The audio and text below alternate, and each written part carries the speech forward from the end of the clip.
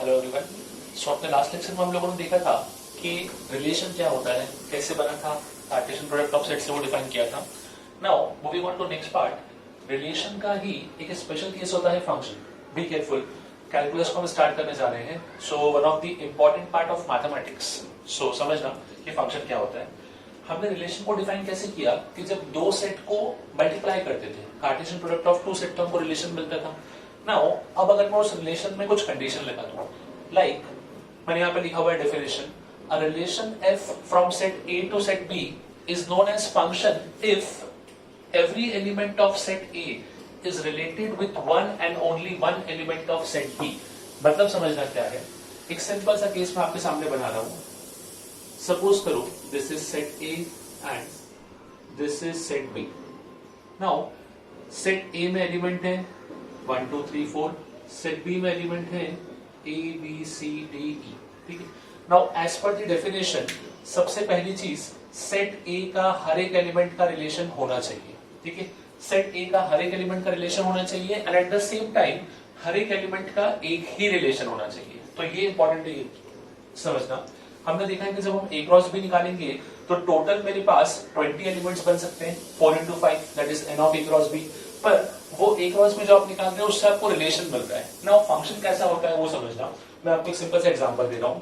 Suppose मैंने ए को join किया बी से, इट डिनोट्स के 1 का बी से रिलेशन है। सेम 2 को मैंने लिंक कर दिया, रिलेट कर दिया ई से, 3 is related to C and suppose 4 is related to A. अब आपको दिख रहा होगा कि ए सेट जो है उसमें हर एक एलिमेंट का रिलेशन आया। सो वही आप डेफिनेशन में लिखा था, every element of set A is related with one and only one element of set B। मतलब आपको एक एलिमेंट की करस्पॉन्डिंग सामने आंसर भी एक ही मिलना चाहिए। तो this is the case of function. Relation और फंक्शन में क्या डिफरेंस हुआ समझना। सबसे पहले रिलेशन में ऐसा कोई बाउंडेशन नहीं था कि कहां से कितना एरो निकलेगा या फिर कौन से एलिमेंट का कोई इमेज आएगा। हाँ, वन मोर टर्म, एक टर्म होता है इमेज। सपोज मैंने 1 को भी से रिलेट किया है B से, तो मैं बोलूंगा B इज इमेज ऑफ 1। मतलब जो अपना आउटपुट आया उसको हम इमेज बोलते हैं। और एक होता है प्री इमेज। प्री इमेज का मतलब क्या हुआ कि 1 को मैंने रिलेट किया था B से, तो 1 is pre image of B। B output किससे आया, तो वो इनपुट क्या था, वो इनपुट था मेरे पास 1। तो इस तरीके से इन एलिमेंट्स को हम लोग डिनोट करते हैं प्री इमेज। और यहां जो एलिमेंट्स आपके रिलेशन बनते हैं या फंक्शन बनते हैं उनको हम बोल देते हैं यहाँ पे इमेज। ठीक है। नाउ जैसा हमने रिलेशन में देखा था कि रिलेशन में कोई बाउंडेशन नहीं था, कहीं भी किससे रिलेशन कुछ भी हो सकता था। टोटल आपके पास 20 एलिमेंट्स पॉसिबल थे, 20 में से जितने बनाओ उतने सबसेट बनने वाले थे। बट फंक्शन में देयर आर सर्टेन कंडीशन। मैं एक बार वापस रिकॉल कर रहा हूं कंडीशन को। पहली कंडीशन, सेट ए के हर एक एलिमेंट से एक एरो निकलना चाहिए। ठीक है। सो सेट ए का हर एक एलिमेंट रिलेशन में पार्ट लेना चाहिए, ये होगी पहली कंडीशन। एंड दूसरी कंडीशन कि हर एक एलिमेंट से एग्जैक्टली एक ही एरो निकलना चाहिए, मल्टीपल एरो नहीं। ठीक है। मैं आपके सामने कुछ एग्जांपल लिख रहा हूं। लाइक सपोज करो this is your set A, this is your set B, 1 2 3 A B C. अब यहां पे मैं कुछ ऐसा लिंक कर रहा हूं, 1 के करस्पॉन्डिंग मैंने बोला बी है, 2 के करस्पॉन्डिंग सी है। क्या ये फंक्शन हुआ? सो आई वुड से ये फंक्शन नहीं हुआ। क्यों? कंडीशन क्या है यहाँ पे, बिकॉज ए में एक एक्स्ट्रा एलिमेंट बच गया जिसका कोई आपको रिलेशन दिख नहीं रहा, तो ये फंक्शन काउंट नहीं होगा। Because as per the definition every element of A should be related with one element of set B, तो इसको बोलूंगा it is not a function, ये फंक्शन नहीं। एक और केस देखते हैं। सपोज 1 2 3 यहां पे लिख दिया A B and C. Let us से 1 का रिलेशन ए से है, 1 का ही रिलेशन बी से है, 2 का रिलेशन सी से है एंड 3 का रिलेशन बी से है। क्या ये फंक्शन हुआ? आई वुड से ये भी फंक्शन नहीं होगा। क्यों? उसका रीजन क्या हुआ? नाउ एवरी एलिमेंट ऑफ ए, ये रिलेट तो हो गया, हर एक एलिमेंट काउंट हो चुका है, पर एट द सेम टाइम एक कंडीशन अपने पास एक्सप्लॉइट हो गई। दैट कंडीशन इज के ओनली वन एलिमेंट, एक इनपुट के करस्पॉन्डिंग एक ही आउटपुट आना चाहिए था। मतलब जो आपने 1 पुट किया तो आपको एक ही आंसर मिलना चाहिए था, पर यहां कितने आंसर मिल गए? ए और बी 2 आंसर मिल गए, इसलिए it is not a function. So जैसा कि मैंने आपको डिफाइन किया था कि जब हम बोलते थे कि सेट ए से एक एरो निकलना चाहिए और हर एक एलिमेंट से एक एरो निकलना ही चाहिए। तो यहाँ पे वही कंडीशन वायलेट हुई कि इस सेट ए के एलिमेंट 1 से 2 एरो निकल गए, इसलिए ये फंक्शन नहीं है। बट नो डाउट ये सब रिलेशन है, फंक्शंस नहीं है। फंक्शन आपका स्पेशल कैटेगरी ये फॉलो होना चाहिए। सपोज एक एग्जांपल और देख लेते हैं, 1 2 3 A B C। सपोज 1 से आंसर आया B, 2 से आंसर आया A, 3 से आंसर आया B। ठीक है, इज दिस अ फंक्शन? सो हाँ, ये फंक्शन होगा।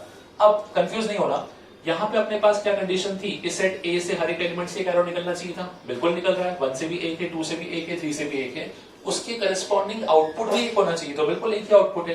पर सिर्फ डिफरेंस क्या हुआ, 1 और 3 का आंसर आपके पास सेम आ गया। तो आंसर तो सेम आ सकता है ना, आपका इनपुट डिफरेंट था पर आपका आउटपुट सेम आ सकता है। सिंपल सा, अगर मैं आपसे बोलूं सपोज एक फंक्शन लिया एक्स स्क्वायर, ठीक है, एक्स स्क्वायर में आपने x इक्वल टू 1 पुट किया तो 1 आपका इनपुट हो गया, तो आपका आउटपुट भी क्या आएगा, एक्स स्क्वायर दैट इज 1। अगर आपने x इक्वल टू -1 पुट किया तो भी आपका आउटपुट क्या आएगा, X square that is equal to again 1। तो दो डिफरेंट इनपुट के लिए सेम आउटपुट पॉसिबल है, बट रिवर्स नहीं होना चाहिए। एक आपके पास दोनों वैल्यू से या फिर एक ही से दो डिफरेंट आउटपुट नहीं होना चाहिए कभी भी। जो हमने यहाँ पर डिफाइन किया था कि एक एलिमेंट से दो एरो नहीं निकलना चाहिए, पर दो एलिमेंट से निकलने वाले एक एरो यहाँ पे मर्ज हो सकते हैं। So it is a function, ये अपना फंक्शन हो गया। So these are the basic introduction जिसमें हम आइडेंटिफाई करते हैं कि एरो डायग्राम से या फिर इन रिलेशन से कि इनमें से कौन सा रिलेशन फंक्शन होगा, कौन सा रिलेशन फंक्शन नहीं होगा। एक बार और रिकॉल कर लेना बस खाली, यहाँ पे सेट ए का हर एक एलिमेंट से एक एरो निकलना चाहिए। सेकेंडली वो यहाँ पे एक एलिमेंट पे जाना चाहिए अपने पास, ठीक है। नाउ अब यहाँ पे एक चीज को और समझना, जब रिलेशन हम लोगों ने देखा था तो रिलेशन पढ़ते हुए तीन टर्म्स को डिस्कस किया था, that was domain, range and codomain. Domain क्या था, डोमेन था सेट ए के सारे एलिमेंट, ठीक है, जो या फिर बात करो तो कार्टेशियन प्रोडक्ट में पहले आने वाले एलिमेंट वो आपके हो गए थे डोमेन। रेंज क्या था, सेट ये कार्टेशियन प्रोडक्ट में सेकंड आने वाला एलिमेंट। और कोडोमेन क्या था, बचा हुआ पार्ट सेट बी का। यहाँ भी सिंपल लैंग्वेज है, यहाँ पे और भी आसान हो गया। बल्कि अगर मैं डोमेन पे बात करूं तो डोमेन अपना क्या हो जाएगा, पूरा सेट ए, क्योंकि सेट ए का हर एक एलिमेंट फंक्शन होना है तो रिलेशन का पार्ट होना ही चाहिए बेसिकली। यहाँ पे सेट ए हो जाएगा अपने पास डोमेन। सेट बी जो कंप्लीट सेट बी है विदाउट एनी कंडीशन, इसको हम बोलेंगे कोडोमेन। सो यहाँ जो मेरा पूरा सेट ए है इसको मैं क्या नाम दे दूंगा, डोमेन। जो पूरा सेट बी है ये हो जाएगा मेरे पास कोडोमेन। नाउ अब रेंज को हमने डिफाइन कैसे किया था, रिलेशन की वो पार्ट ऑफ कोडोमेन जो रिलेशन में पार्ट ले रहे हैं, रिलेशन के वो एलिमेंट जो रिलेशन में पार्ट ले रहे हैं। तो यहां भी सेम चीज मैं बोलूंगा, अगर आप फंक्शन डिफाइन कर रहे हो तो आपके पॉसिबल आउटपुट में से वो आउटपुट जो एग्जैक्टली क्वेश्चन में दिख रहे हैं, like in this case A B C D E were my possible outputs, ये कोडोमेन का पार्ट थे, पर एग्जैक्टली आउटपुट कितना आया, सिर्फ ए बी सी और ई। तो ये ए बी सी और ई ये मेरा क्या हो गया, रेंज का पार्ट हो गया। मोर और less definition of domain, codomain and range वो दोनों के लिए सेम चल रहा है अपने पास। रिलेशन में भी सेम डेफिनेशन था, फंक्शन में भी आपका सेम डेफिनेशन है। ओके, सो अब एक क्वेश्चन देखते हैं कि सपोज आपको कोई रिलेशन दिया तो कैसे पहचानोगे कि वो फंक्शन है कि नहीं है। नो डाउट हम लोगों ने एरो डायग्राम से समझ लिया ऑलरेडी कि फंक्शन को पहचानते कैसे, बट सपोज करो क्वेश्चन इस फॉर्म में दे रखा है जहां पे जो रिलेशन है वो आपको सेट बिल्डर फॉर्म में दे रखा है, तो अब इसको पहचानते कैसे, ठीक है। सो यहाँ पे सिंपल सा, सबसे पहले मैं ऑब्जर्व करूंगा लेट अस से पार्ट 1 को। पार्ट 1 में आपको रिलेशन की फर्स्ट एलिमेंट क्या दिख रहे हैं, 1 2 3 4। लेट अस से मैंने इसको एक सेट के फॉर्म में लिख दिया 1 2 3 4। इसके सेकंड एलिमेंट क्या दिख रहे हैं आपको, 2 2 1 एंड 2।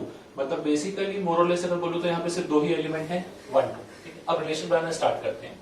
1 2 दैट मींस ये हो गया फर्स्ट। 2 2 2 से भी एरो 2 पे ही जा रहा है। नेक्स्ट इज 3 1 3 से एरो इज ऑन 1 एंड 4 2 4 से भी एरो 2 पे ही जा रहा है।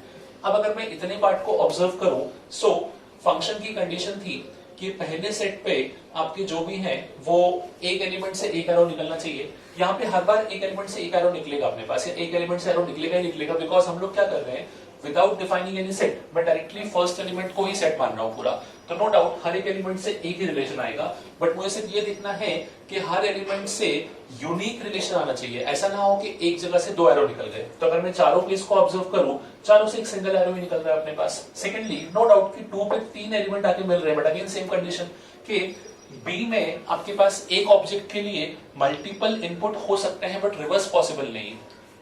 दो या मल्टीपल इनपुट पे आपको सेम आउटपुट आ सकता है, पर अगर मैं बोलूं कि एक ही इनपुट पे मल्टीपल आउटपुट, तो वो नहीं होता, that is not a part of function. तो फिलहाल ये अपने पास जो है ये अपना फंक्शन हो गया। क्यों अंडरस्टूड? बिकॉज हर एक एलिमेंट से एक एरो निकल रहा था और एक यूनिक एरो आपको एक एलिमेंट यहां पे दे रहा था basically. Okay, now moving on to second part इसी का। सेकंड के लिए भी सेम करते हैं। 2 1 1 4, मतलब बेसिकली मुझे दिख रहा है यहाँ पे कि 3 एलिमेंट लगेंगे, 1 2 एंड 4। मूविंग ऑन टू इसका सेकंड एलिमेंट 2 2 4। सो यहाँ भी दो ही एलिमेंट है, 2 एंड 4। 2 2, फर्स्ट रिलेशन था मेरे पास 2 2। Okay, second relation 1 2, second is 1 2, third is 1 4, third is 1 4 and fourth is 4 4। यहां पे आई थिंक थोड़ी सी गड़बड़ हो गई। क्या गड़बड़ हुई? अगर मैं ऑब्जर्व करूंगा तो 1 जो एलिमेंट है उससे दो एरो निकल गए, मतलब एक ही इनपुट पे दो आउटपुट, ऐसा कभी नहीं हो सकता। So it is not a function, ये अपना फंक्शन का पार्ट नहीं होगा। ठीक है, now moving on to third part. Third part में इनपुट में क्या क्या दिख रहा है? 1 2 4 5 एंड 6। सो वही काम करते हैं, सेट ए को कंस्ट्रक्ट करते हैं with the input 1 2 4 5 6। What about set B? So set B को अगर मैं ऑब्जर्व करूं तो 2 3 5 6 7। सेट बी हो जाएगा मेरे पास 2 3 5 6 एंड 7। नाउ मैपिंग स्टार्ट करते हैं। 1 2, सो 1 से आपका एलिमेंट हो गया 2 2 3 4 5 and so on. So 2 3 4 5 5 6 6 7।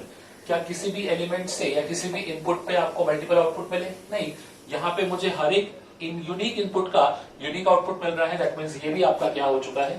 Function का पार्ट हो चुका है। It could be a function. So हमसे ये पूछा गया था कि इन रिलेशन में से कौन से फंक्शन होंगे और क्यों। So this was our conclusion कि first and third were function, but second function नहीं था, बिकॉज यहाँ पे जो 1 आपके पास ऑब्जेक्ट है इसके करस्पॉन्डिंग आपको दो आंसर मिल रहे थे, एक इनपुट पे दो आउटपुट मिल रहा था। सेकेंडली, अगर मुझे ये सब नहीं करना होता तो there is one more technique. Directly identify कैसे करते हैं? कुछ नहीं, जब भी आपको चेक करना हो कि कोई रिलेशन फंक्शन है कि नहीं, हमेशा ऑर्डर्ड पेयर का फर्स्ट एलिमेंट देखो, सेकंड एलिमेंट कभी नहीं देखना, सिर्फ फर्स्ट एलिमेंट। अगर किसी दो ऑर्डर्ड पेयर में आपका फर्स्ट एलिमेंट रिपीट हो गया, दैट मींस वो फंक्शन नहीं है। ठीक है, जैसे फर्स्ट क्वेश्चन को देखता हूं, सारे ऑर्डर्ड पेयर का फर्स्ट एलिमेंट देखना, 1 2 3 एंड 4। क्या बोलूं? चारों ही केस में फर्स्ट ऑर्डर या फर्स्ट जो आपका ऑर्डर्ड पेयर का एलिमेंट है वो डिफरेंट है। बिल्कुल, चार डिफरेंट आपको ऑर्डर्ड फर्स्ट एलिमेंट मिल रहे हैं, दैट मींस ये फंक्शन का पार्ट होगा, और वही हमने आइडेंटिफाई किया। Moving on to second question, 2 1 1 4।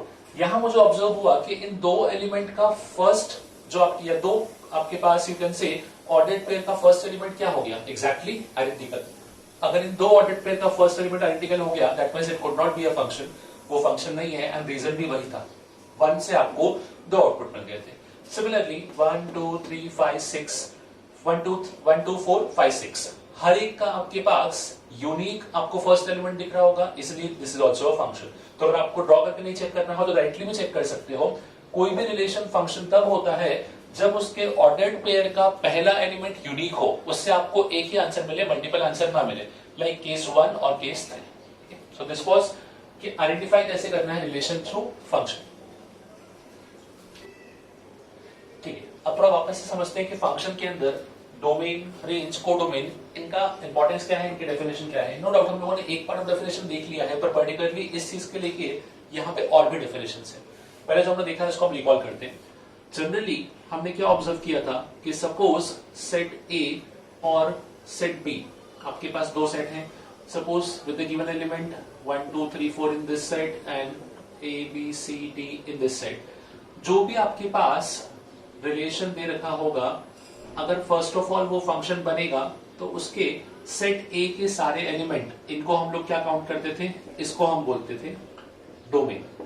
ठीक है, इसी केस में जो आपका रेंज है वो हो जाएगा, रेंज इज सेट बी के वो एलिमेंट जो अपने पास क्या है, जो फंक्शन का पार्ट है, ठीक है। तो उसको मैं ऐसा लिखूंगा, B element belong to set B such that B जो आपके पास है it is a part of function, ठीक है। फंक्शन के वो एलिमेंट जो अपने पास सेट बी में पार्ट ले रहे हैं, ठीक है।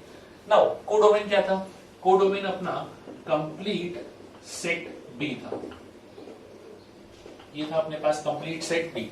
सो इस क्वेश्चन में अगर मैं ऑब्जर्व करता हूं जो मैंने यहाँ पे प्लॉट कर रखा है उसमें रेंज और कोडोमेन दोनों ही एग्जैक्टली सेम है, बिकॉज यहाँ पे एक्स्ट्रा एलिमेंट एक भी नहीं है। हाँ, बट अगर एक्स्ट्रा होता तो वो रेंज का पार्ट नहीं होता, वो कोडोमेन का पार्ट होता। Now this was one definition. अब क्या होता है, एक डेफिनेशन और बनता है, समझना। फंक्शन को हमेशा हम इस फॉर्म में नहीं लिखते। फंक्शन को लिखने का स्टैंडर्ड टेक्निक होता है y equal to F of X, ठीक है। ये डिनोट करता है कि y जो है वो आपके पास x का फंक्शन है, ठीक है। सच दैट कुछ कंडीशंस भी दे रखी होती हैं, f from a to b। जब रिलेशन पढ़ा तो वहां भी हमने सेम चीज देखा था, r from a to b। उसका मतलब था कि रिलेशन सेट a से सेट b तक जा रहा है, इसका मतलब है कि फंक्शन सेट a से सेट b तक जा रहा है। नाउ जब भी आपको इस टाइप से कुछ दे रखा होगा तो ये जो सेट A है, ये सेट A रिप्रेजेंट करेगा कि आपके फंक्शन का डोमेन क्या है, मतलब आपके फंक्शन का इनपुट क्या है। और सेट B जो है वो रिप्रेजेंट करेगा कि आपके फंक्शन का कोडोमेन क्या है। बी केयरफुल, ये रेंज रिप्रेजेंट नहीं कर रहा है, ये सिर्फ क्या रिप्रेजेंट करेगा, कोडोमेन। नो डाउट रेंज इसका पार्ट रहेगा, इसमें से कुछ एलिमेंट निकल के रेंज बनाएंगे। तो इस टाइप से आपको कुछ फंक्शन में जब भी वो a टू b के फॉर्म में एक्सप्रेस करेंगे तो डोमेन कोडोमेन को आइडेंटिफाई करना होता है। नाउ ये जो y equal to F of X है, इसमें ये जो x है इसको हम बोलते हैं इंडिपेंडेंट वेरिएबल, इंडिपेंडेंट वेरिएबल। इसका रीजन है, हमको पता है कि x और y वेरिएबल तो दोनों ही है, पर x हमेशा अपने पास सेट A से आता है और सेट A का किससे कोई रिलेशन नहीं है, सेट A यूनिक है अपने पास। तो set A that is x की जो भी वैल्यूज है वो सब क्या हो जाएंगे अपने पास, इंडिपेंडेंट वेरिएबल। और जो y है इसको हम बोलते हैं डिपेंडेंट वेरिएबल। क्यों, हम लोग खुद ही बोल रहे हैं कि y is equal to F of X, मतलब y किस पर डिपेंड कर रहा है, x के ऊपर। जब x का इनपुट दोगे तभी तो आपको y का आउटपुट मिलेगा बेसिकली। तो तभी y को हम इसलिए बोलते हैं dependent, because it depends upon x। अब जब हम इस टाइप से सेट को रिप्रेजेंट करते थे, ठीक है, सो जनरली अब मैं यहां पे लिखूंगा ये हो गया मेरा x और ये हो गया f ऑफ x। लाइक जिसको आप सेट A और सेट B बोलते थे, अब उसमें मेरे पास यहां पे अगर x है तो यहां एलिमेंट f ऑफ x आएंगे। लेट अस से एक सिंपल सा एग्जांपल लिया, 1 2 3 4। यहां मैंने लिखा हुआ है 0 1 4 9 16 25। नाउ रिलेशन में कुछ ऐसा निकाल रहा हूं या फंक्शन कुछ ऐसा बना रहा हूं, this 2 to 4 3 to 9 and 4 to 16, ठीक है।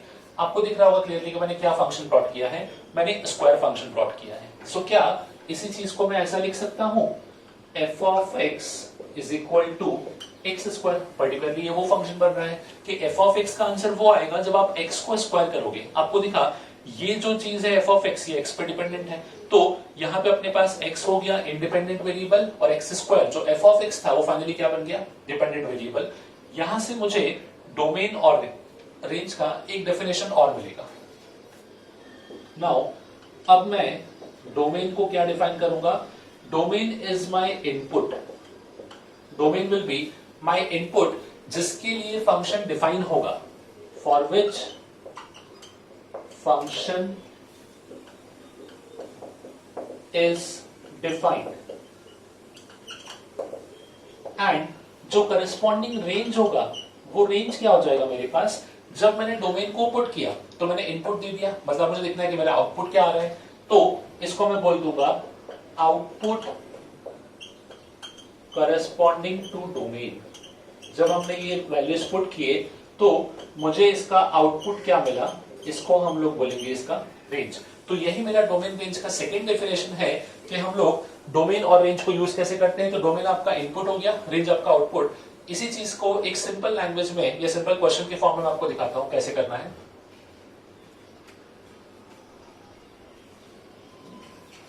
सपोज एक फंक्शन लिख रहा हूं मैं, F of X equal to 1 upon X, ठीक है। ये आपका फंक्शन हुआ। जब भी हम एफ ऑफ एक्स लिखेंगे मतलब वो बेसिकली वाई है। सो एक्स इज आपका independent, F of X is dependent. Now अब मैं आपसे बोलूं कि मुझे इस फंक्शन का डोमेन और रेंज बताओ, क्या मैंने आपको इस सेट के फॉर्म में कुछ दिया? नहीं। तो अब डोमेन रेंज डिफाइन कैसे होता है? तो सिंपल वे में अब डोमेन और रेंज को डिफाइन करने के लिए मुझे देखना है कि मैं x की क्या क्या वैल्यू पुट कर सकता हूं जिससे इस f ऑफ x का डिफाइंड वैल्यू मिलेगा। मतलब ऐसा नॉट डिफाइंड ना हो। हमने पढ़ा है कि नॉट डिफाइंड क्या हो जाता है, इंफिनिटी नहीं बनना चाहिए बस खाली। तो x में क्या क्या नंबर पुट करें कि f ऑफ x के रियल वैल्यू मिले? मैं बोलूंगा x में आप सब कुछ पुट कर सकते हो एक्सेप्ट 0, बिकॉज गलती से अगर 0 पुट कर दिया तो यहाँ पे क्या हो जाएगा, 1/0 बिकम्स इंफिनिटी। तो मुझे सिंपल से यहाँ पे बोलना पड़ेगा कि जो इसका डोमेन है, इसका डोमेन होना चाहिए all real number accept 0। Negative put करना है नेगेटिव पुट करो, पॉजिटिव पुट करना है पॉजिटिव पुट करो, बट सिर्फ 0 पुट मत करना, बिकॉज 0 को क्या बन जाएगा, नॉट डिफाइन हो जाएगा, इंफिनिटी चला जाएगा। अब रेंज को हमने डिफाइन कैसे किया? ये तो हो गया अपना इनपुट कि x को क्या पुट कर सकते हैं। नाउ जब x को वो सारे वैल्यूज आपने दिए तो करस्पॉन्डिंग y का आंसर क्या आया, f ऑफ x का आंसर क्या आया, वो हो जाएगा मेरा रेंज। ठीक है, अब रेंज पे कमेंट कैसे कर रहे हैं वो देखो। सपोज करो स्टेप बाय स्टेप चलते हैं। x अगर पॉजिटिव लोगे तो f ऑफ x भी पॉजिटिव आएगा, x नेगेटिव दोगे तो f ऑफ x भी नेगेटिव आएगा। नाउ इसका मतलब ये हुआ कि अगर मैं सिर्फ पॉजिटिव वैल्यूज पे कमेंट कर दूं तो उतने ही आंसर नेगेटिव में भी आने चाहिए। पॉजिटिव वैल्यू पे कमेंट कैसे कर रहा हूं वो देखना। सपोज मैंने x इक्वल टू 1 पुट किया, अगर x इक्वल टू 1 पुट किया तो f ऑफ x का वैल्यू भी क्या आएगा, 1 आएगा। नाउ अब मैं क्या कर रहा हूं, x की वैल्यू को 1 से बढ़ा रहा हूं, 2 3 4 5 6। तो देखो f ऑफ x पे क्या इंपैक्ट हुआ। जब x इक्वल टू 1 पुट किया था तो f ऑफ x भी 1 आया था। अब जब x की वैल्यू को 1 से बढ़ाएंगे तो f ऑफ x की वैल्यू 1 से कम हो जाएगी, 1/2 1/3 1/4 1/5 and so on up to it will move towards 0 की तरफ जाएगा। सिमिलरली अब अगर मैं ऑब्जर्व करूं कि x की वैल्यू जो है, जैसे मैंने 1 से बढ़ाया था, अब मैं वैल्यू को 1 से कम करूंगा। अगर मैं उस वैल्यू को 1 से कम करता हूं, लेट अस से 0.5 0.25 0.2 एंड सो ऑन, तो अब क्या इंपैक्ट होगा, अब ये वैल्यू बढ़ना शुरू हो जाएगी। अब ये वैल्यू 1 से बढ़ जाएगी 2 3 4 and so on up to infinity.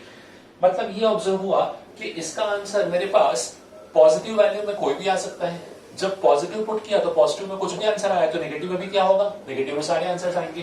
तो इसको मैं बोलूंगा इसका जो रेंज होगा ये होगा ऑल रियल नंबर।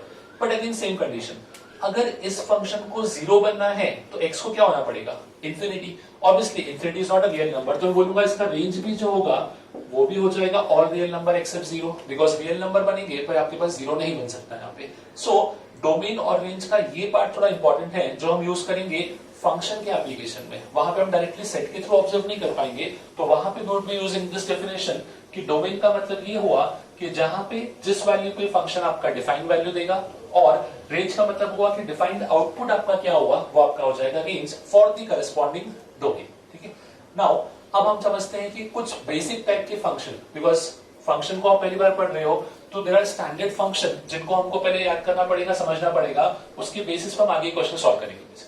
तो नेक्स्ट देखते हैं टाइप्स ऑफ फंक्शन। ओके, सो अब देखते हैं कि अपने पास बेसिक टाइप के फंक्शन कौन कौन से हैं, उनके ग्राफ कैसे दिखते हैं, उनका डोमेन रेंज क्या होता है। बिकॉज कहीं ना कहीं जब कॉम्प्लिकेट क्वेश्चंस आएंगे तो उनको सॉल्व करने के लिए हमको इन सब फंक्शन के ही कॉम्बिनेशन यूज करना पड़ेंगे। I would start with algebraic function. Now algebraic function होता क्या है, सो वो फंक्शन जिसके अंदर सिर्फ एक सिंगल वेरिएबल x हो, ठीक है, बट उस x की पावर कुछ भी हो सकती है। जनरली हम लोग जो सिंपल केस बोलते हैं उसमें जो पावर होगी वो आपके पास इंटीग्रल पावर्स होती है। Like I would start with, suppose मैंने बोला y इक्वल टू x, ठीक है, ये मैंने एक फंक्शन लिखा है यहाँ पे y equal to x। Function के फॉर्म में अगर लिखोगे तो इसी को हमको लिखना चाहिए f of x, function of x equal to x। Understood, f of x equal to y होता है हमेशा, तो f of x equal to x की मैंने फंक्शन लिखा हुआ है। नाउ सबसे पहले मुझे ऑब्जर्व करना है कि इसका ग्राफ कैसा होगा।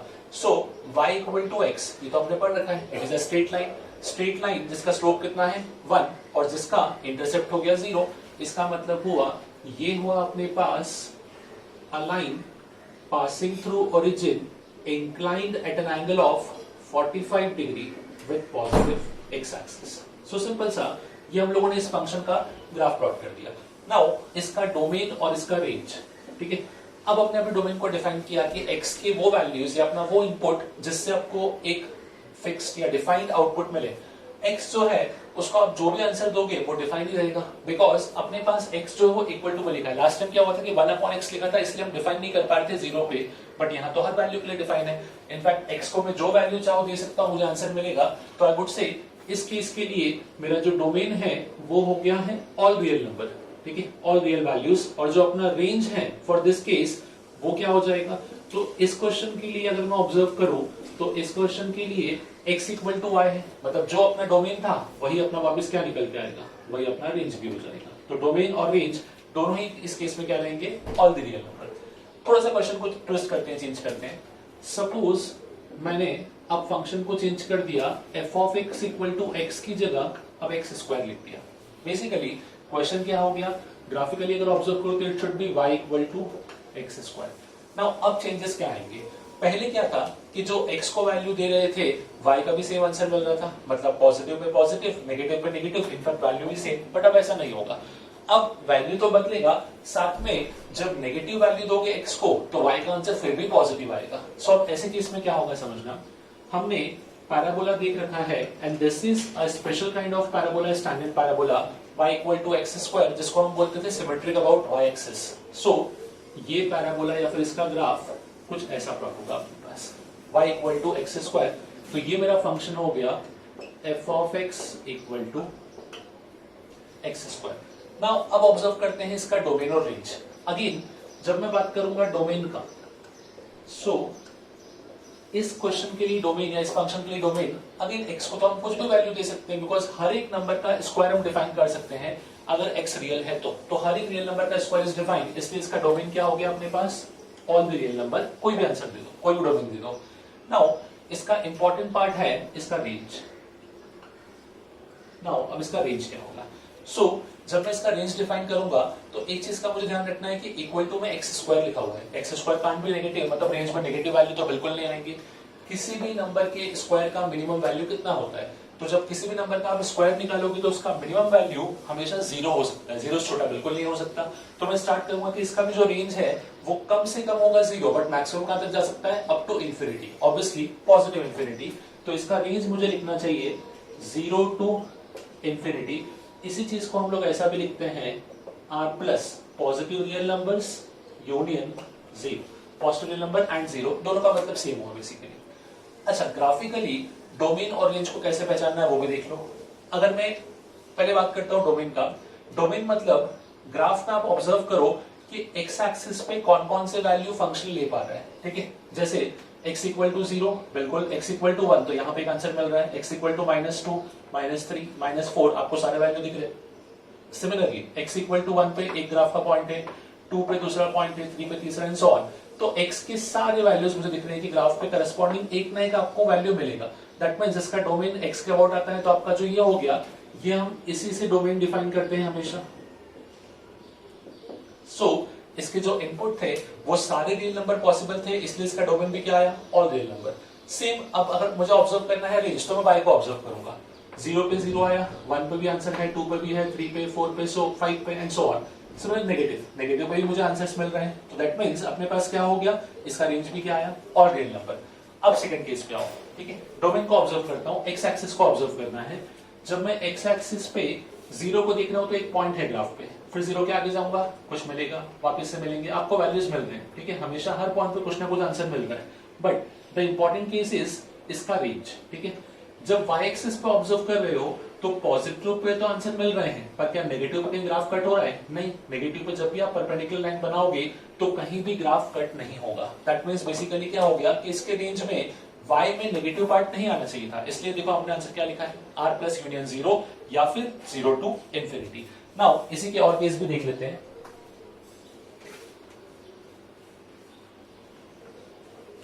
सपोज करो अलजेब्रिक में एक पार्ट और ले लेते हैं, एक हमने अभी लिया था, इसको हम बोलेंगे लीनियर, सेकंड था quadratic. Now moving on to इसी का third part, y equal to 1 by X square. हमने y equal to 1 by X के पहले एग्जांपल में ऑलरेडी देख लिया है, तो इसको हम डिस्कस नहीं करेंगे, but will discuss y equal to 1 by X square. Now अब इसको ऑब्जर्व करना, मैंने y equal to X square वहां प्लॉट कर रखा है ऑलरेडी। अब इन दोनों में क्या डिफरेंसेस आएंगे इसको ऑब्जर्व करते हैं। अगेन पहली चीज, इसमें x का वैल्यू तो हम सारे नंबर पुट कर सकते हैं एक्सेप्ट 0, मैं 0 पुट नहीं कर सकता, बिकॉज अब 0 पे क्या हो गया, ये 0 पे क्या हो जाएगा, नॉट डिफाइंड। तो अगर मैं इसके डोमेन को डिस्कस करूं तो इसका डोमेन होना चाहिए मेरे पास ऑल रियल नंबर एक्सेप्ट 0, सिर्फ 0 नहीं आ सकता। Now about the range, range में भी एक खास बात है, क्योंकि ये स्क्वायर है तो नेगेटिव नहीं होगा, मतलब हमेशा क्या होना चाहिए, सिर्फ पॉजिटिव। अब पॉजिटिव में क्या सारे नंबर्स आएंगे या फिर कुछ सिलेक्टेड नंबर्स होंगे, तो नहीं, पॉजिटिव में सब नंबर्स आएंगे। कैसे? जब आप x की वैल्यू 1 पुट करोगे तो y का आंसर आएगा 1।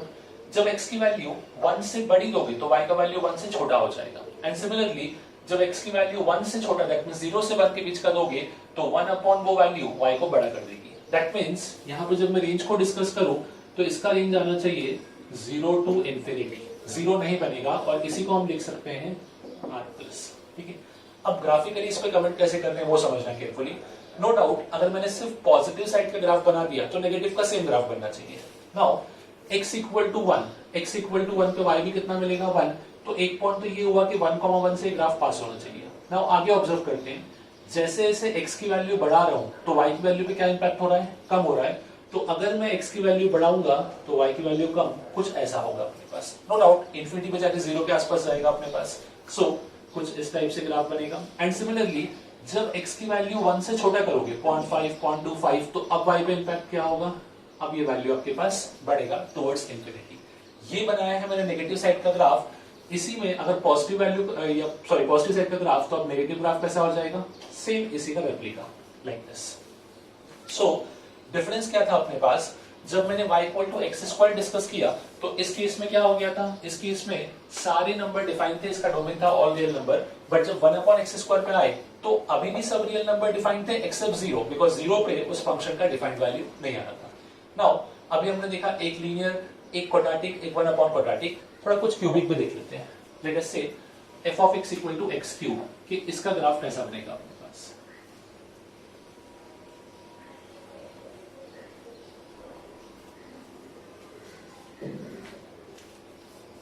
So the third part is f(x) equal to x³।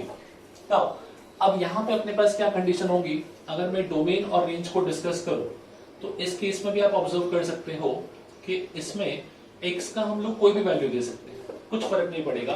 The reason is कि यहाँ पे हर वैल्यू में कुछ ना कुछ डिफाइंड वैल्यू मिलेगा, वेदर वो पॉजिटिव हो, नेगेटिव हो, 0 हो।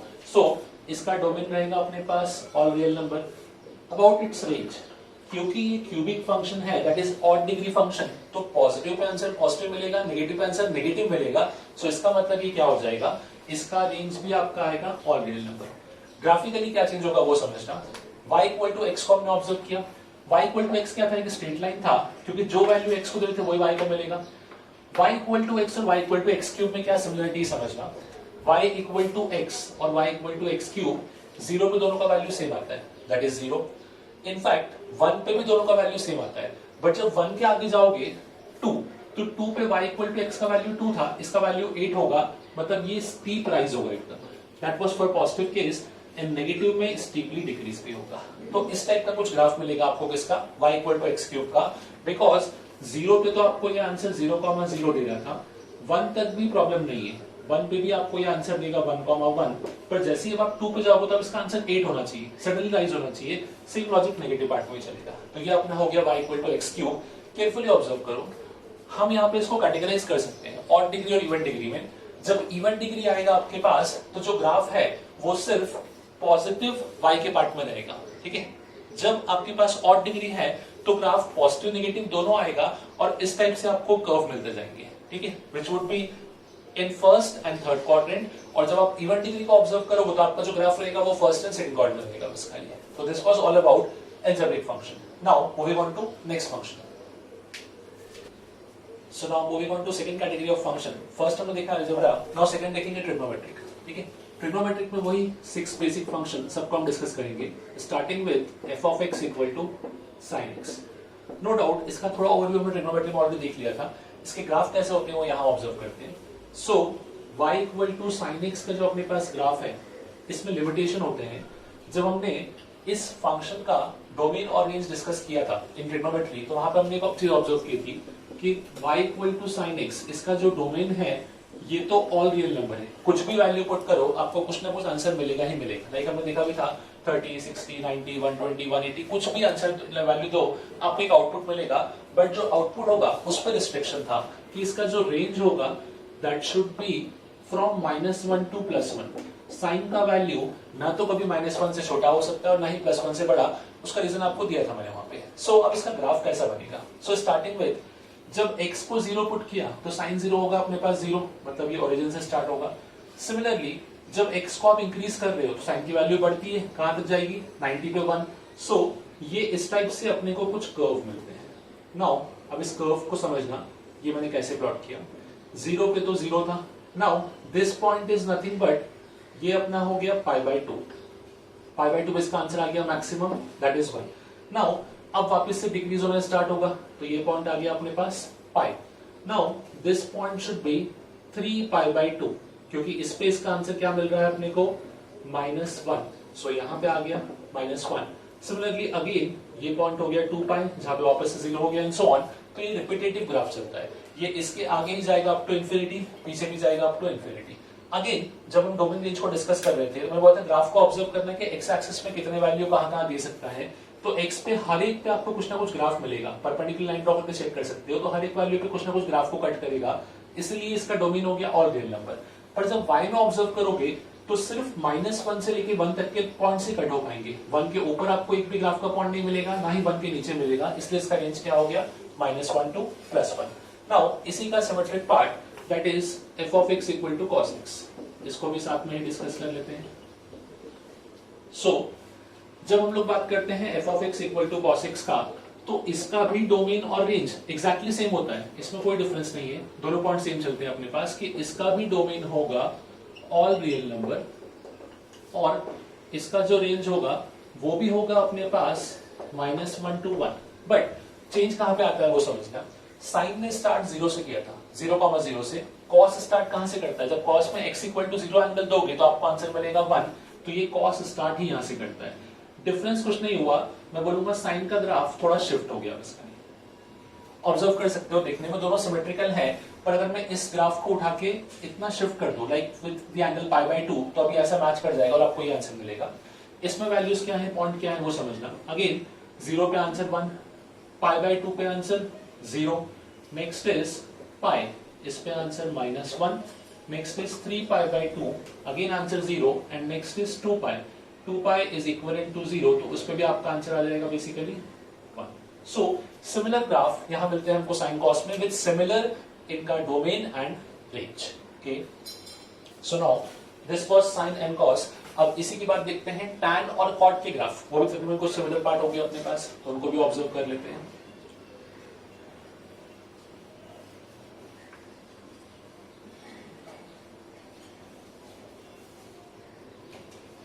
Now moving on to f of x equal to tan x। अब यहाँ पे थोड़ा सा केयरफुल रहना है, क्योंकि हमको पता है कि जब tan में आप एंगल दोगे 90 डिग्री तो गड़बड़ हो जाएगी। द रीजन इज कि 90 पे डिफाइन नहीं करता, 90 पे अपना tan क्या बनता था? इंफिनिटी। सो थोड़े से पॉइंट्स को लेके हमको केयरफुल रहना है। नाउ tan का डोमेन और रेंज, इस पे कमेंट करना स्टार्ट करते हैं। सो tan का जो डोमेन है अपने पास, ये सभी वैल्यूज लेगा, सिर्फ 90 के ऑड मल्टीपल नहीं लेगा। ये हमने डिस्कस किया था कि 90 के ऑड मल्टीपल क्यों नहीं लेता, उसका रीजन है tan को हम क्या लिखते हैं? Sine upon cos. और जहां जहां पे भी cos 0 होगा वो सब मल्टीपल पे tan आपका डिफाइन नहीं कर पाएगा, और cos 0 कहां होता है? 90 के ऑड मल्टीपल पे। तो इसका डोमेन रहेगा all real number accept 2n + 1 π/2। सिर्फ π/2 के जो ऑड मल्टीपल्स हैं उनको छोड़ देना, उसके अलावा बाकी सब जगह ये डिफाइन करेगा। Now about the range, sine cos के पास लिमिटेशन था कि आपके पास साइन कॉस का रेंज -1 से +1 होता है, बट tan पे ऐसा कोई लिमिटेशन नहीं है। tan का range could be any real number, इसलिए आपका tan का ग्राफ कुछ इस टाइप से बनेगा। अब tan के ग्राफ में सेक्शन होते हैं कि पार्ट में ग्राफ डिफाइन होगा। सो मैं उसी पार्ट को डिफाइन कर रहा हूं, देखना। सबसे पहले मैंने π/2 पे एक लाइन ड्रॉ किया और -π/2 पे एक लाइन ड्रॉ किया। नाउ ऐसा क्यों किया, उसका रीजन है, जब tan में x इक्वल टू 0 पुट किया तो आंसर 0 रहेगा। नाउ इवेंचुअली जैसे आप x की वैल्यू एंगल बढ़ाओगे तो tan का वैल्यू बढ़ता जाएगा। सो कुछ ऐसा जाएगा एंड 90 पे कहां जाना चाहिए? Up to infinity. ये तो था फर्स्ट क्वाड्रेंट, इसलिए पॉजिटिव ग्राफ था। नाउ इसी को अगर मैं डिक्रीज करूंगा, नीचे लेके आऊंगा फोर्थ क्वाड्रेंट में, तो अब यही ग्राफ नेगेटिव हो जाएगा। सो ये कुछ इस तरीके से जाएगा आपके पास लाइक दिस। नाउ अब हुआ क्या, ये मैंने सिर्फ इसका एक पार्ट प्लॉट किया है, जैसे साइन कॉस में हुआ एक पार्ट तो रिपीट होना स्टार्ट हो गया था, सेम चीज यहां भी होगा। नाउ अब नेक्स्ट में लाइन प्लॉट करूंगा यहां पे, that is minus pi by 2 से पाई बाई 2, तो अब नेक्स्ट आपका रहेगा 3 pi by 2। Again odd multiples of pi by 2, मैं उनको एलिमिनेट कर रहा हूं, कैसे समझना। पाई बाई 2 पे आपको दिख रहा होगा कि ग्राफ पे लाइन टच नहीं कर रही है, इसलिए तो पाई बाई 2 डोमेन का पार्ट नहीं है। सेम 3 पाई बाई 2 पे भी टच नहीं करेगी, तो अब यहां भी ग्राफ कैसा होगा आपके पास लाइक दिस। अगेन जो बीच का पॉइंट है ये होना चाहिए पाई, पाई पे 0 हो जाएगा। सेम ग्राफ पीछे भी कंटिन्यू होगा इन दिस मैनर, और अब यहां मुझे ये ग्राफ वापस से सेम दिखेगा लाइक दिस। चाहो तो इसको ऑब्जर्व करो वापस से quadrant wise, 0 to pi by 2 first quadrant इसलिए पॉजिटिव है, यहां पे आओगे तो फोर्थ क्वाड्रेंट नेगेटिव है, pi by 2 to pi second quadrant again negative, but pi to 3 pi by 2 third quadrant tan था इसलिए पॉजिटिव हो गया। तो इस तरीके से हमको tan का ग्राफ मिलता है, that is y equal to tan x। Now tan से ही रिलेटेड हम लोग कॉट को भी यूज कर लेते हैं, तो कॉट को भी चेक कर लेते हैं यहीं पे।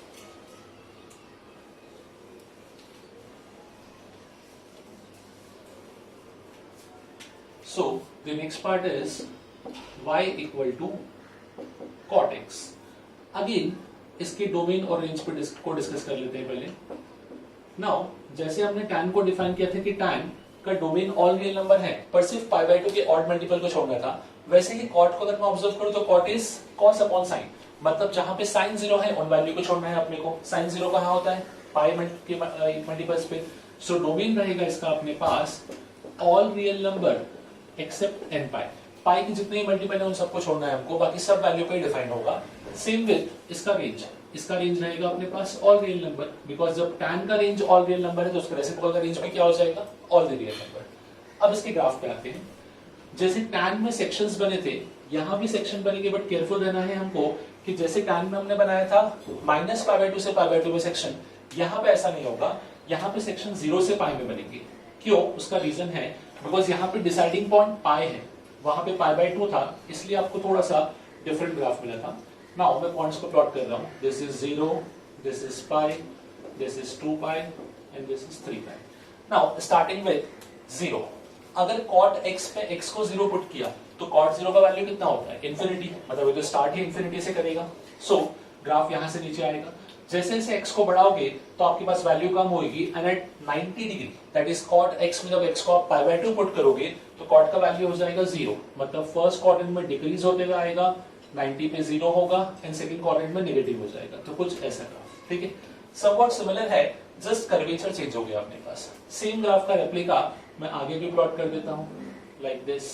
सो अगेन अब ये पॉइंट हो जाएगा अपने पास 3 पाई बाई 2, इसी का रेप्लिका पीछे भी ले आते हैं इस टाइप से। सो अगेन ये हो जाएगा मेरे पास, दिस शुड बी 2 पाई, मतलब यहां आ जाएगा अपने पास 0 to minus pi, that means it is minus pi by 2। So again quadrant wise थोड़ा सा क्रॉस चेक भी कर लेते हैं। 0 to pi by 2 first quadrant था इसलिए positive, pi by 2 to pi second quadrant इसलिए negative, pi to 3 pi by 2 again third quadrant positive, and 3 pi by 2 to 2 pi fourth quadrant negative. जैसे sine और cos देखने में similar थे, वैसे ही obviously देखने में भी और प्रॉपर्टी वाइज भी, वैसे ही tan और cot भी आपस में सिमिलर है, ग्राफिकली भी और इनकी डोमेन रेंज वाइज भी। Okay, now moving on to इसी का next part, that is cosec and sec के ग्राफ। ऑब्वियसली वो भी आपस में सिमिलर रहेंगे।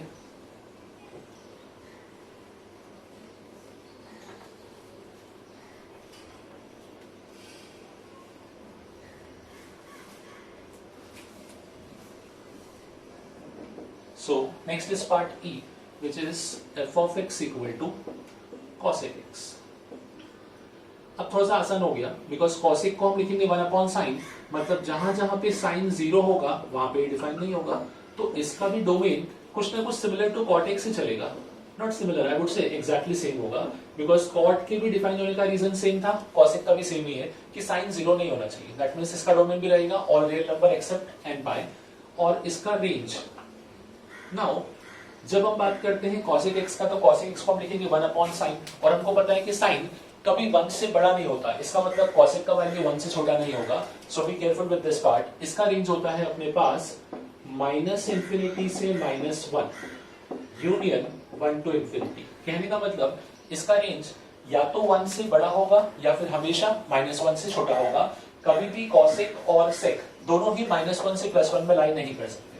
ग्राफ बनाना बहुत ही इजी है इसका। इसके ग्राफ के लिए आपको रिक्वायरमेंट है साइन के ग्राफ का। अगर साइन के ग्राफ रिकॉल करोगे तो बहुत इजी हो जाएगा। जैसे जब हमने साइन का ग्राफ प्लॉट किया तो कुछ ऐसा ग्राफ मिला था हम लोगों को। हमको क्या करना है, इसको सेक्शन वाइज डिवाइड करना है लाइक दिस। पहला मैंने सेक्शन डिवाइड कर दिया पाई पे, दूसरा सेक्शन डिवाइड कर दिया 2 पाई पे, नेक्स्ट यहाँ पे -पाई, -2 पाई एंड सो ऑन। अब जहां पे साइन का अपर लोब है वहीं पे ही कॉसेक के आपको ऐसा ग्राफ प्लॉट करेंगे सी। इसका रीजन समझना, जहां पे साइन मिनिमम है दैट इज 0 वहां पे कॉस मैक्सिमम हो जाएगा इन्फिनिटी। जहां पे साइन या कॉसेक, जहां पे आपके पास साइन मैक्सिमम है दैट इज 1 वहां पे कॉसेक भी मिनिमम होगा दैट इज 1। सो ये जो ब्लैक वाला पार्ट में प्लॉट कर रहा हूं it denotes the graph of cosec x. Only black वाला, ब्लू वाला सिर्फ हमारा रेफरेंस के लिए है, that is the graph of sine x only. So ये जो ब्लैक पोर्शन है it denotes the graph of cosec x. आप ऑब्जर्व कर सकते हो पाई पे ये ग्राफ कहीं नहीं मिलेगा, 2 पाई पे भी टच नहीं करेगा, same with -pi and same with 0, ठीक है। सो इसीलिए इसके डोमेन से n पाई के मल्टीपल्स हम लोगों ने रिमूव कर रखे। जैसे हमने कॉसेक के ग्राफ को प्लॉट करने के लिए साइन के ग्राफ को एज अ रेफरेंस यूज किया, सेम जब हम लोग सेक का ग्राफ प्लॉट करेंगे तो अब हम लोग कॉस को एज अ रेफरेंस यूज करेंगे। So now the next part,